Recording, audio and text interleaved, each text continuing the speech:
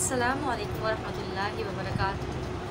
आप सबको नातवा सारा सबा की तरफ से अस्सलामु अलैकुम और रमज़ान मुबारक। आप सबको बहुत बहुत मुबारक हो।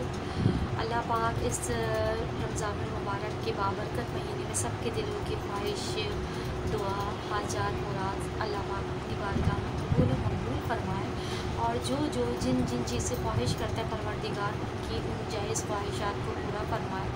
अल्लाह पाक सबको अपने घर की ज़ियारत नसीब फरमाए।